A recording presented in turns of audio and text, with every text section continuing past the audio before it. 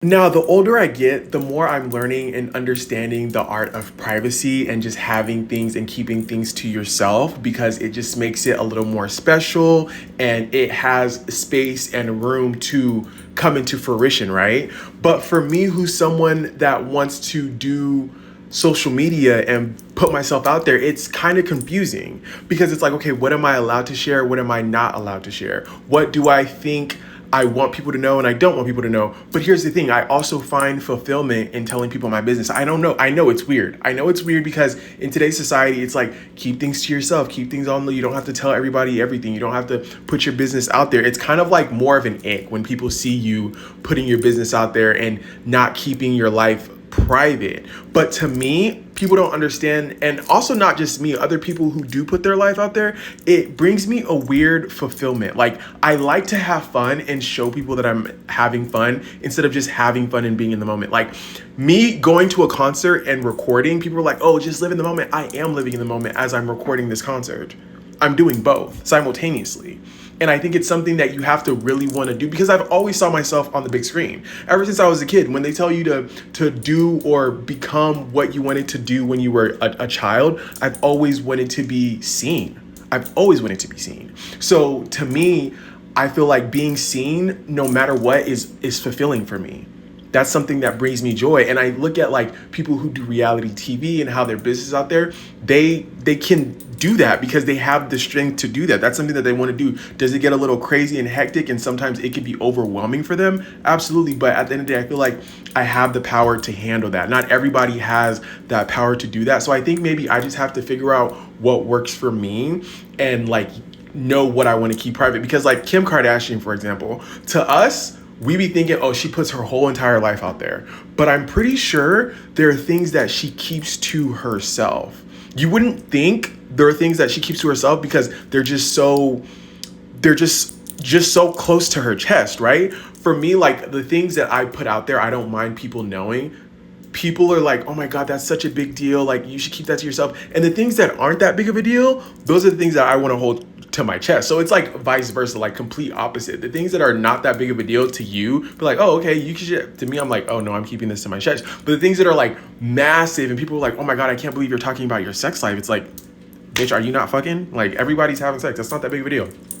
But the whole thing is, I was reading a Substack post and it was basically just talking about the art of keeping things private and not like putting your business out there. And it just becomes a lot more, it feels better when you keep things to yourself. And I 100% agree because I felt it. There are certain things that I've kept private and I understand the power of keeping things to yourself. But at the same time, there's also me that wants to share certain things with people and share my experience, how I'm feeling and be vulnerable, that I feel like there's power in it. Sometimes it's very uncomfortable for me and I don't want to do it. It scares me, but it's also something that I know like deep down I want to do. It's just an uncomfortable feeling. And once the feeling passes, then I'm like, okay, I'm proud of myself. I'm glad that you said that because now it's not here anymore. And people are like, oh, journal, keep a journal and put in your journal. Even when I write and I make videos that I don't post, it feels like it's a job incomplete. I feel like I'm not sharing my story. And sometimes if I come on here and I share something, maybe I'm learning from someone, I'm putting my thoughts, my ideas out there, and people can also put in their 2 cents if I'm open to it. Like, hey, I don't agree with your thought. And then I can also like reflect on what they think. And if they're thinking, if I agree with what they have to say, or if I'm going to stick with, you know what I mean? I just find fulfillment in sharing.